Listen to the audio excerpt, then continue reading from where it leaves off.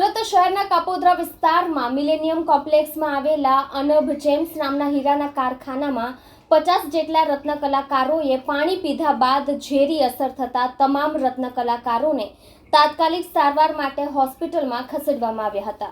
સુરતના કાપોદ્રામાં પાણી પીધા બાદ રત્ન કલાકારોની તબિયત લથડી હતી। કાપોદ્રા વિસ્તારના અનબ જેમ્સ નામના કારખાનામાં 50 રત્ન કલાકારોને પાણી પીધા પછી ઝેરી દવાની અસર થઈ હતી। મળતી માહિતી મુજબ કોઈ અનાજમાં નાખવાની સેલ્ફોસ નામની દવા પીવાના પાણીના ફિલ્ટર પ્લાન્ટમાં ભેળવી દીધી હોવાની સામે આવ્યું છે। તમામ રત્ન કલાકારોને તાત્કાલિક સારવાર માટે હોસ્પિટલ ખસેડવામાં આવ્યા છે। ઘટનામાં 2 દર્દીઓ આઈસીયુમાં સારવાર હેઠળ છે। ઘટના અંગે પોલીસે વધુ તપાસ હાથ ધરી છે। મળતી માહિતી મુજબ કાપોદ્રા વિસ્તારમાં ડાયમંડની કંપનીમાં 50 જેટલા રત્ન કલાકારોને પાણી પીધા પછી ઝેરી દવાની અસર થઈ હતી, જેમાં કિરણ હોસ્પિટલમાં દાખલ કરાયા હતા। કેમેરામેન હકીમ શેખ સાથે વસીમ હાસમીનો રિપોર્ટ, આઝાદ ન્યૂઝ, સુરત।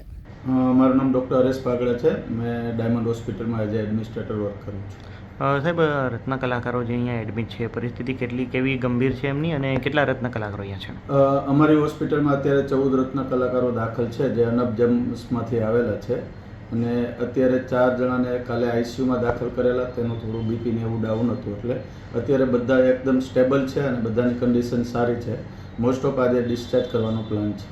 સાહેબ, કયું કારણ દર્શાવાયું હતું અહીંયા આવી ત્યારે? હવે એમની હિસ્ટ્રી લેતા કારખાનામાંથી મેનેજરનો ફોન આવેલો કે બધા એનું જે કુલર છે, તો કુલરની ટાંકીમાં કોઈ સેલ્ફોસ નામની એલ્યુમિનિયમ ફોસ્ફાઇડ પોઈઝન જેને કહે છે, એમનું પડીકી તોડીને અંદર પાણીમાં નાખી દીધેલી, અને કોઈ કારીગરને એમાંથી પાણીના સ્વાદમાં ફરક લાગતા તેઓને માલુમ પડ્યું કે ભાઈ આમાં કંઈ પ્રોબ્લેમ છે, અને ચેક કરતાં કુલરમાં સેલ્ફોસની પડીકી તોડેલી નાખેલી હોવાનું માલુમ પડેલું। સાહેબ, હવે આને કઈ રીતની હવે કાર્યવાહી થશે અહીંયાથી, અને ક્યારે ડિસ્ચાર્જ કરવામાં આવશે?